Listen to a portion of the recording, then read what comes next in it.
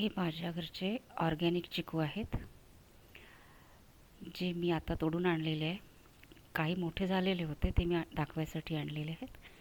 बऱ्यापैकी मोठे झालेले आहेत, ते आणलेले आहेत. एकदम फ्रेश आहे, कारण ते ऑर्गॅनिक आहे. त्याला बाकी काही असं रासायनिक खत दिलं जात नाही झाडांना. सेंद्रिय खतामध्येच हे सगळं माझ्या घरचे झाडं वाढलेले असतात. त्याच्यामुळे एकदम फ्रेश दिसतात आणि मोठा साईज पण थोडा मोठा असतो यांचा.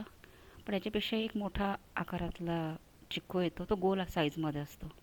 हा माझा थोडासा लंबोळका आकारातला चिक्कू आहे.